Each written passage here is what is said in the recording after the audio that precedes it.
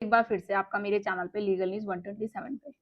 दोस्तों अक्सर देखा गया है जब भी 498 का केस पत्नी करती है, तो क्या करती है बहुत सारे मामलों में यही होता है, पति के साथ-साथ उसके पूरे परिवार वालों को भी उस केस में फँसा देती है। उसके नाम पे भी पूरा एफआईआर दर्ज करवा देती है। तो कई मामलों में ये भी देखने को मिला है कि एफआईआर तो बहुत सामान्य होती है, बट ऐसे कुछ बोलते हैं ना कि 498 एक गंभीर आरोप होता है। बट वो महिला, वो झूठी महिला, वो झूठी पत्नी, इस तरीके से वो केस कर देती है कि छोटी-छोटी बातों पे वो केस दर्ज कराना। अब पूरा फैक्ट जाने बिना कई बार ये भी होता है केस सालों-साल चलता रहता है। पति पक्ष वाले, उसके घर वाले पेरेंट केस फाइट करते रहते हैं, रिजल्ट कुछ आता नहीं है। क्योंकि होता क्या है कि कानून की जानकारी भी बहुत ज़रूरी है आपको। किस तरीके से आपको केस करना है, कैसे फाइट करना है, क्या फैक्ट होने चाहिए, क्वैश कैसे कराना है आपको आपके परिवार वालों का नाम के झूठे केसों से। फिलहाल मैं वैसे हमेशा वीडियो बनाती रहती हूँ, उसपे सुप्रीम कोर्ट, हाई कोर्ट ने काफ़ी जजमेंट भी देख रखी थी। ये मामला वैसे मोस्टली कब होता है, बहुत केसों में ये देखा गया है जब भी पति क्या करता है, जब डिवोर्स केस फाइल करता है, तो पत्नी उसके बेस में भले उसने कुछ सालों से ना कुछ भी नहीं किया हो, कोई भी रिएक्शन नहीं, 2-3 साल से आराम से बैठी रहती है। आप कोशिश करते हैं कि भई वापस आ जाए, घर बसा ले, कोई रिस्पॉन्स नहीं, मना कर देती है साफ। फिर कोई केस भी नहीं करती। अब भाई पति सिंपल सी बात है, कोई भी चाहेगा कि जब पहला शादी मेरी सक्सेसफुल नहीं हुई, वो वापस नहीं आना चाहती, तो इस रिश्ते से मूव ऑन किया जाए, निकला जाए। तो पूरी तरीके से खत्म करके जभी तो आगे हम रिश्ते कहते हैं ना कि दोबारा एक रिश्ते को चांस दे सकते हैं, तो ये पहले शादी को पूरी तरीके से खत्म करके। अब जब पति ने डिवोर्स फाइल केस कर देते हैं, तो मोस्टली केसों में यही होता है, आप लोगों के साथ भी हो सकता होगा, हुआ होगा कि पत्नी क्या करती है कि उसको गुस्सा आ जाता है, इसने डिवोर्स कैसे पिटीशन फाइल कर दी, तो बदले में वो काउंटर केस करते हो। काउंटर केस यही होगा, आप पे डोमेस्टिक वायलेंस का केस या 498 का किया जाता है।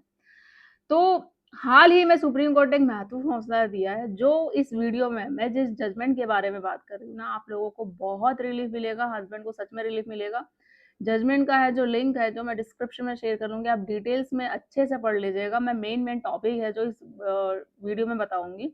और चैनल पे अगर आप लोग नए जुड़े हैं, तो चैनल को लाइक करिए, ज़्यादा लोगों तक शेयर करिए, ताकि और भी लोग तक पहुँचे, वो पति, वो परिवार वाले, जिस पे झूठे किस्से चल रहे 498 का, तो इस जजमेंट के तहत उनको भी रिलीफ मिल जाए। तो सब्सक्राइब करिए, लाइक करिए, शेयर करिए, साथ ही बेल आइकन दबाइए ताकि आपको टाइम टाइम से मेरे वीडियो की नोटिफिकेशन मिलती रहे। अब देखो दोस्तों, कोर्ट ने क्या कहा है साहब कि सामान्य आरोप के आधार पे 490 का 8 का केस है बिल्कुल चलाया नहीं जा सकता। यह फैसला आया है जो जिस जजमेंट का नाम है डॉक्टर सुशील कुमार पूर्वी, स्टेट ऑफ बिहार। अब आज की इस वीडियो में हम समझेंगे कि इस केस के तथ्य क्या थे, रियल जो फैक्ट होते हैं वो क्या थे, सुप्रीम कोर्ट ने क्या कहा और ये फैसला 498 मामलों में कितना महत्वपूर्ण होता है। तो नंबर वन है जो हम केस का बैकग्राउंड पढ़ते हैं कि नॉर्मल। तो इस मामले में पत्नी ने क्या किया, आमतौर पर जैसा होता है कि अपने पति और उसके परिवार वालों के खिलाफ आईपीसी 490 के तहत और अन्य धाराओं के तहत भी एफआईआर दर्ज करवा दी। बहुत ये नहीं कि 498 ही लगाया, और भी उसके अलावा बहुत सारे धाराएँ लगाए थे, आप डिटेल्स में पढ़ लेना जजमेंट में, उसमें सारी धाराएँ लिखी हुई है। तो पत्नी का आरोप था कि उसके साथ क्रूरता की गई, दहेज की माँग की गई और उसे मानसिक रूप से परेशान किया गया। लेकिन जब एफआईआर को ध्यान से देखा गया, तो यह पाया गया कि कई आरोप बहुत सामान्य थे। परिवार के कई सदस्यों के खिलाफ कोई स्पेसिफाई रोल नहीं बताया गया था। ये एफआईआर में स्पष्ट बिल्कुल नहीं था कि किस व्यक्ति ने क्या किया। जब ये पहुँचा ट्रायल कोर्ट में भी गया, सारी चीज़ें में गई, तो उसकी सिस्टर का था, वो कोर्ट वहाँ से नाम है जो क्वैश हो गया, नाम हट गया, सास-ससुर का नहीं हुआ, पति का। इसके बाद क्या है, ये हाई कोर्ट में जब पहुँचा, तो हाई कोर्ट में क्या हुआ, जब ये मामला आगे बढ़ा, तो पति पक्ष और उसके घरवालों ने हाई कोर्ट में जाकर एफआईआर क्वैश करने की माँग की थी। उनका कहना था कि एफआईआर में कोई स्पेसिफाई एलिगेशन नहीं है। पूरे परिवार को सिर्फ नाम के आधार पर ही आरोपी बना दिया गया है। लेकिन हाई कोर्ट ने उस समय एफआईआर को क्वैश नहीं किया। इसके बाद मामला पहुंचा सुप्रीम कोर्ट तक। देखो हमेशा मैं कहती हूँ जब आपका फैमिली कोर्ट में नहीं न्याय मिलता है, आप जाओ ट्रायल कोर्ट जाते हैं, हाई कोर्ट जाते हो, हाई कोर्ट से भी नहीं होता, उसके ऊपर भी सुप्रीम कोर्ट है। यही नहीं, एक सीमा पर एक तय है कि अगर जो उसने फैसला सुना दिया फैमिली कोर्ट ने, तो आप वहीं पे अब बस खत्म हो गया, अब आपको न्याय नहीं मिलेगा, अब आगे फाइट नहीं कर सकते, लड़ नहीं सकते, नहीं। और भी ऑप्शन होते हैं, आपको ऊपर जाना चाहिए, और भी न्यायालय और भी आपके पास बने हुए हैं। ऐसा नहीं है कोई भी काम इस दुनिया में इम्पॉसिबल है, नहीं पॉसिबल है, बस आपको पता होना चाहिए कि उस तरीके को कैसे बना सकते हैं हम। इसके बाद है सुप्रीम कोर्ट पहुंचा मामला।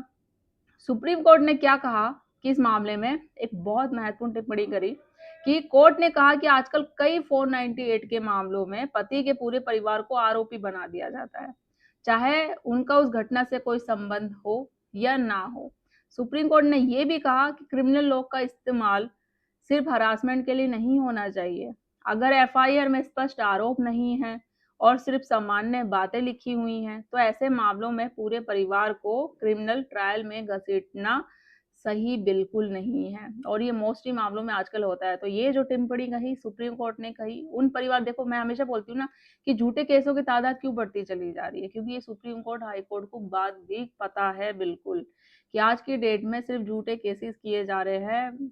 498 जो जिन परिवार वालों ने कुछ भी नहीं किया होता, पति ने, उसके ससुराल वालों ने, आरोप पैसों के लिए, वो महिला सबक सिखाने के लिए, उसकी बात नहीं मान रही है, उसकी सास ससुर क्यों उसको बोल रहे हैं, घर का काम करने के लिए क्यों कह रहे हैं, अब उसको शादी आगे कंटिन्यू नहीं करनी है, या उसके घर वालों ने उसकी शादी ये बोलते हैं ना फोर्सफुली करवा दी, जबरदस्ती, वो शादी और कहीं करना चाह रही थी। और या होता है कि मायके वाले बहुत पैसे से, भाई अमीर कह लो, कुछ भी कह लो, उनका फाइनेंशियल बैकग्राउंड बहुत अच्छा होता है, अब वो क्यों घर पे काम करेंगे। छोटी छोटी बातों को लेके अपने पेरेंट्स को बोलना कि मुझे पति ने ऐसे बोलना, मेरी बात ही सुन रहा, मेरी या सास ऐसे बोल रही है ये काम करने को, तो छोटी छोटी बातें हर एक मायके में पहुंचाना, तो इस चीजों से भी घर खराब होता है। अब घर वालों को पता चलता है, भाई क्यों तू काम क्यों करेगी, मत कर, तो किसी की मत सुन। अगर आप लोगों को अपने बेटी का, अगर अपने बेटी की शादी आप लोगों ने करी है, तो घर घर तोड़ना ही था, कोर्ट कचहरी के चक्कर काटने ही थे, तो शादी करी ही क्यों है, करो ही मत इससे अच्छा। और अगर शादी करी है तो अगर बेटी इस तरीके से बोलती है तो आप उसको समझाना है कि इस तरीके से नहीं, जैसे हम तेरे माँ बाप है, वो भी तेरे माँ बाप है, वो तेरा पति है, तो थोड़ा सा एडजस्टमेंट करना पड़ेगा। तू, अब वो तेरा ही घर है, तुझे उसको समझना पड़ेगा, जब समझेगी जब ही उसी रीति रिवाज उसी माहौल में तू ढल पाएगी। इस तरीके से कुछ नहीं होता है बोलने से। एक्चुअल ये लोग होते हैं, ये पेरेंट जो अपनी बेटी का घर बसाते हैं, और ऐसे भी लोग होते हैं, और ऐसे भी महिला, ऐसे भी बेटी होती है जो जिनके साथ सच में अत्याचार होता है, फिर भी वो सहती है। क्यों? क्योंकि अपने पेरेंट्स के लिए, कि मैं ये घर छोड़ के, ससुराल छोड़ के मायके में कब तक रहूंगी, अपने माँ बाप पे कब बोझ हो बनती रहूंगी। और वो लोग ऐसी महिला, वो बेटी क्या करती है, वो अन्याय सहती रहती है, अत्याचार सहती रहती है, बट इतना भी अत्याचार मत सहो कि बहुत ज्यादा प्रॉब्लम हो जाए। जब तक सहो जब तक है। अब वो अपने उनके साथ बच्चा होता है, बच्चे का फ्यूचर के लिए, तो उन महिलाओं को, इन महिलाओं से कुछ सीखना चाहिए। अब बट आज की डेट में क्या हो रहा है, कुछ होता नहीं है। आज तक तो थप्पड़ तो छोड़ो, किसी से जोर से ऊंची आवाज में भी बात नहीं की जा सकती, नहीं तो कोर्ट कचहरी थाने पहुंच जाएंगे। बहुत सारे मामले ऐसे डेली तादाद में देखने को कोर्ट में मिलते हैं। आप जाके एक बार कोर्ट में देखो, विजिट करो कि कैसे मामले पति पत्नी के विवाद बढ़ते चले जा रहे हैं। तो लड़ाई झगड़ा करने से पहले, कोर्ट कचहरी करने से पहले, एक बार उस इंसान से पूछो जिसके साथ ये स्ट्रेटजी, ये हो रहा है जिनके घर में। तो पहले कोशिश करो रिश्ता निभाने की, रिश्ते को सुलझाने की। नहीं होता तो तोड़ने के बहुत सारे ऑप्शन है, कोई भी बता देगा आपको। तो मेन बात करते हैं जिन पे झूठे केसेस चल रहे हैं, जिन फैमिली ने कुछ नहीं किया है, जिस पति ने कुछ नहीं किया, जिस सास ससुर ने कुछ नहीं किया, उनको बिना आरोप के उसको, उसके पूरे परिवार वालों को घसीट ले गया है, तो उसको कैसे क्वैश करा दिया जाए। जैसे इस मामले में भी सेम यही हुआ, झूठे आरोप लगाए गए। झूठे आरोप क्यों? क्योंकि पति ने क्या किया, डिवोर्स पिटीशन की फाइल कर दी। अब जब पत्नी को ये बात पता चली तो उसने क्या किया, बदले में काउंटर ब्लास्ट कर दिया। और ये बात सुप्रीम कोर्ट ने ऑब्जर्व कर ली कि इतने सालों से कुछ एक्शन लिया नहीं। उसके बाद जब पति ने डिवोर्स केस फाइल किया, फिर पत्नी ने किया है, तो ये तो साफ दिख रही है बदले लेने की भावना में। तो इसका मेन क्या था कि इस केस में सुप्रीम कोर्ट ने माना कि कुछ आरोप कोई स्पष्ट नहीं है, कुछ स्पेसिफिक रोल, कहाँ हुआ घटना, किसने मारा, क्या किया, टाइम जगह कुछ भी क्लियर नहीं है। तो इसलिए कोर्ट ने हस्बैंड साइड को राहत दी, सारे जो फैमिली वालों का था सबका नाम है जो क्वैश कर दिया। अब सुप्रीम कोर्ट ने एक महत्वपूर्ण टिप्पणी और कही थी, ये भी कहा कि सेक्शन 498 एक महत्वपूर्ण कानून है जो महिलाओं को क्रूरल्टी और हरासमेंट से बचाने के लिए बनाया गया है, लेकिन कोर्ट ने यह भी माना है कि कुछ मामलों में इसका मिसयूज हो रहा है, और आज की डेट में बहुत ज्यादा मिसयूज हो रहा है। इसलिए कोर्ट को यह देखना चाहिए कि आरोप कितने स्पष्ट हैं और क्या वास्तव में अपराध हुआ है या नहीं। बिना देखे केस और परिवार वालों को नहीं, आगे ये केस नहीं कंटिन्यू करना चाहिए। इस जजमेंट का महत्व, ये फैसला इसलिए महत्वपूर्ण है क्योंकि कोर्ट ने यह कहा है कि सिर्फ नाम होने से किसी को आरोपी नहीं बनाया जा सकता। एफआईआर में स्पेसिफाई एलिगेशन होना बहुत ज़रूरी है। कोर्ट को एलिगेशन के मामलों में सावधानी बरतनी चाहिए। पहले चेक करना चाहिए सब चीज़ें, फिर आगे को केस को है जो कंटिन्यू करना चाहिए। ये फैसला खासकर उन मामलों में महत्वपूर्ण होगा जहां पूरे परिवार को बिना स्पष्ट आरोप के 498 केस में शामिल कर दिया जाता है, और ये जजमेंट आप लोगों के बहुत काम आएगा जिनके साथ ये सेम सिचुएशन अभी हो रही है कि बिना किसी आरोप के, बिना किसी सबूत को केस कर दिया गया है और पति के साथ साथ पूरे परिवार वालों को फंसा दिया गया। तो ये जजमेंट आप लोगों के बहुत काम आएगा। तो डिटेल्स में अच्छे से पढ़ लीजिएगा और अपने केस में अपने फैक्ट के अनुसार आप इस जजमेंट को यूज कर सकते हैं।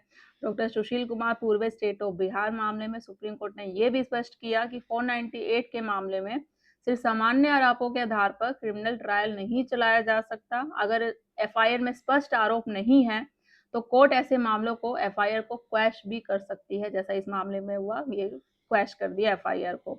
तो अगर आपको आपके ऊपर 498 केस, डिवोर्स, फैमिली मेंटेनेंस, कोई भी जिससे मामले जुड़ रहे हो, तो जानकारी चाहते हैं कैसे केस, झूठे केस से बाहर निकले, मेंटेनेंस जीरो करे, कम करे, तो मेरे चैनल को सब्सक्राइब करो, ज़्यादा लोगों तक शेयर करिए।